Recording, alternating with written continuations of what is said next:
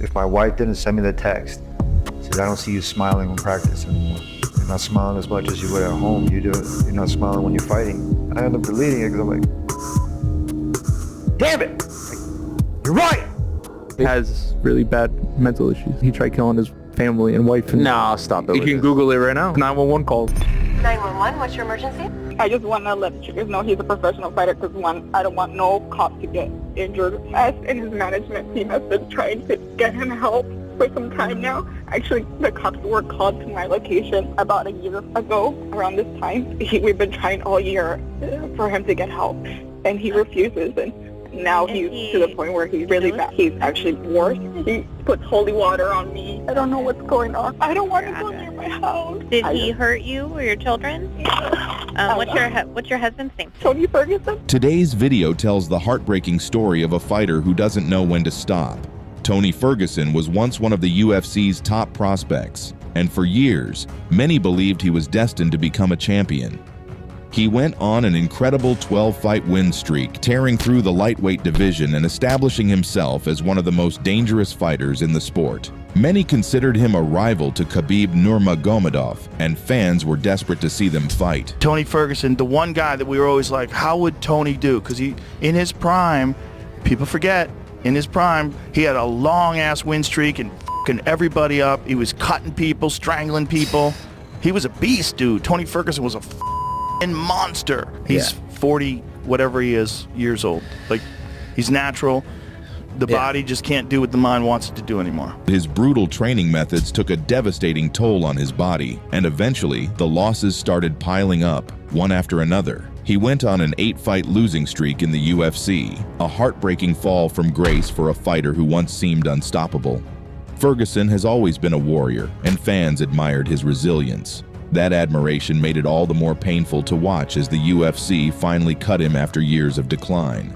Many hoped this would be the wake-up call he needed, that at 41 years old, after 17 years of punishment, he would finally walk away. But he couldn't. Fighting is all he knows. Without it, he feels like he has nothing. They want to fight, and that's all they know. Instead of retiring, he has joined another organization and is preparing to fight again this year. The reality is clear to everyone but him. His prime is long gone, and he will never be a champion. Yet, he refuses to accept it. In his recent interview with Ariel Helwani, you can hear the pain in his voice as he talks about how close he came to UFC gold. He clings to the past, convincing himself that one last run is still possible. But deep down, you can tell he knows the truth. It's heartbreaking to watch a legend unable to let go, trapped by the very thing that once made him great. I have fought for I don't know how many years waiting for a championship and then getting it and then having it taken and then, dangling in front of me again like I'm like what? Like what do you think I am? Like, I'm a human being. I'm not trying to bitch and moan. I'm a tough motherfucker. I'm a human being. But at least if you do this to me, you're not gonna feel bad for doing it to the next person. When I left the UFC, everything was, I hate to say it, I wanted to fight another time, but we all agreed that, it was with best interest for me to move on. Like, honestly, it was awesome. I want to go and I want to play different sports. I want to go and I want to experience new things, new trophies, new rings, new championships. I want to keep adding to my resume. And we thought it was necessary to be able to do that for me to be able to start and grow, not only as an athlete, but as a man. God was like, you know what, dude? Hey, we're trying. It's good. I see that you're trying.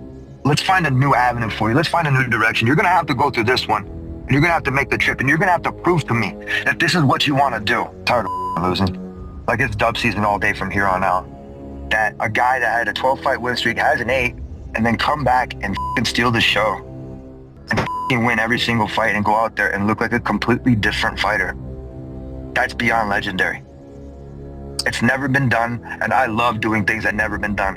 While Tony Ferguson sounds motivated and continues to believe in himself, you can feel the pain in his voice. His journey has descended into the depths of despair. He's not just losing fights, he's losing himself. The fearless warrior who once thrived in the octagon now seems trapped in a tragic battle outside of it, one he can't recognize or accept. His own family is afraid of him. They've called the police multiple times due to his erratic and disturbing behavior. The man who once inspired millions with his unbreakable will is now spiraling, and those closest to him are desperate to help. But he refuses to listen. He refuses to stop. There is no avoiding CTE in the fight game, and Tony Ferguson was never one to shy away from war. He built his legacy on relentless pressure, absorbing and delivering brutal punishment inside the cage. But now, the damage is undeniable. My experience with Tony was really weird. Like you got the voices in your head weird. Dude, he accused one of his coaches from stealing from him, and a guy who I know. He's like, Tony, I've never been to your house, bro. Like, I don't even know where you live. The paranoia, the irrational outbursts, these are all heartbreaking signs of severe brain trauma. His family and friends have tried everything to get him the help he needs, pleading with him to step away before it's too late. But Tony doesn't see it. He still tells them he will become a champion. He still believes in a comeback that will never happen. The saddest part is that, in his mind, he isn't just fighting opponents anymore. He's fighting reality itself, and reality is winning. I was miserable for a long time and faking that shit, Ariel. Just passing fake smiles and doing this because it was just to show up.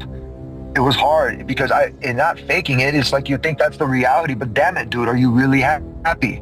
And if you see that trickle effect, then you gotta go to the root and you gotta either one, feed it nutrients, or two, you gotta take the fucking weed out and put something else better there. Stop following people. I stopped doing this and stop allowing people to be in communication with me. And I'm gonna start cutting people off big time because I've allowed myself to become too spread thin with people rather than focusing my energy on where it needs to be. Talking about being around people that are confident, that believe in you, that fight for you, that want to be a part of your team. Go where you're celebrated, not where you're tolerated.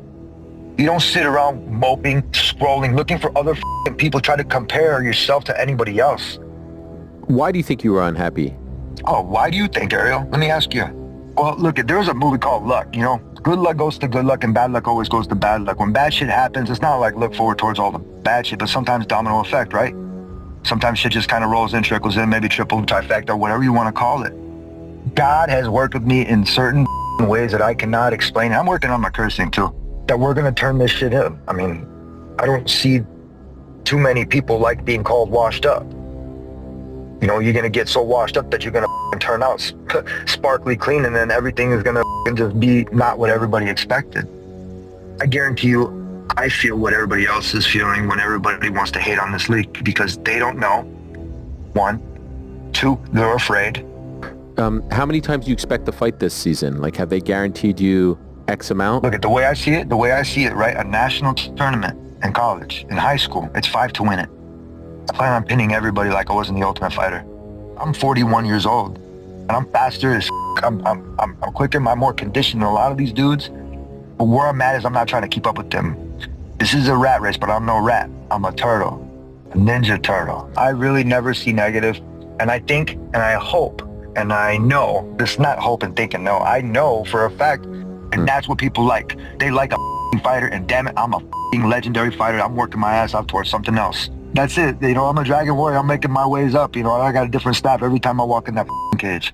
The fighter's spirit, pushing forward no matter how many times you fall, is admirable. But for Tony Ferguson, it has become his greatest enemy. He still believes he can climb back to the top, but in reality, he's only falling deeper into delusion, where his beliefs no longer match the world around him. This isn't meant to disrespect Tony. I wish him well and consider him a legend of the sport, but his time is over. This isn't a matter of perspective, it's a matter of age and irreversible damage. You can't be a fighter forever. If you enjoyed this mini documentary, hit like so I know whether to make more. Let me know your thoughts on Tony Ferguson in the comments.